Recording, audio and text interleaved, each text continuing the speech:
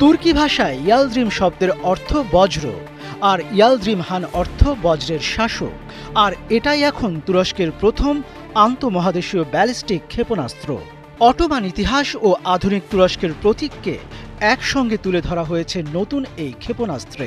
এর গায়ে রয়েছে অটোমান সুলতান প্রথম বায়েজিদের মনোগ্রাম, আর উপরের অংশে খোদাই করা হয়েছে তুরস্কের প্রতিষ্ঠাতা মুস্তফা কামাল আতাতুর্কের প্রতীক। তুরস্কের প্রতিরক্ষামন্ত্রী ইয়াসির গুলের জানিয়েছেন, এটি দেশের প্রথম তরল জ্বালানি চালিত ব্যালিস্টিক ক্ষেপণাস্ত্র।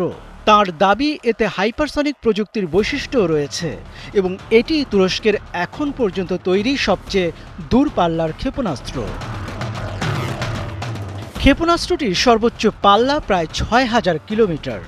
এতে ৪টি রকেট ইঞ্জিন ব্যবহার করা হয়েছে এবং এটি শব্দের গতির প্রায় ২৫ গুণ বেশি বেগে চলতে পারে বলে দাবি করা হয়েছে। জ্বালানি হিসেবে ব্যবহৃত হবে তরল নাইট্রোজেন টেট্রাঅক্সাইড। আন্তঃমহাদেশীয় ব্যালিস্টিক ক্ষেপণাস্ত্র বা আইসিবিএম এমন ধরনের অস্ত্র যা অত্যন্ত দীর্ঘ দূরত্বে আঘাত হানতে সক্ষম। অনেক ক্ষেত্রে একটি ক্ষেপণাস্ত্রে একাধিক ওয়ারহেড বহন করা যায়, যা ভিন্ন ভিন্ন লক্ষ্যবস্তুতে হামলা চালাতে পারে।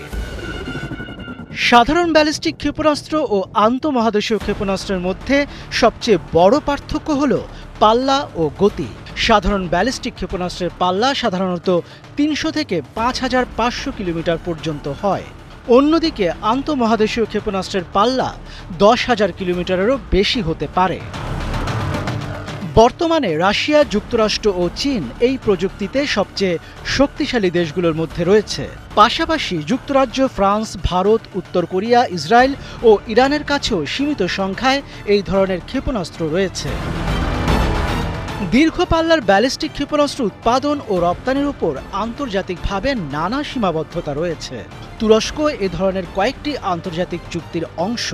বিশেষজ্ঞদের একাংশের মতে, আন্তর্জাতিক নজরদারি বা নিষেধাজ্ঞা এড়াতে অনেক দেশই তাদের ক্ষেপণাস্ত্রের প্রকৃত সক্ষমতার চেয়ে কম পাল্লার তথ্য প্রকাশ করে থাকে। মনিরুজ্জামান বাবু, ৭১।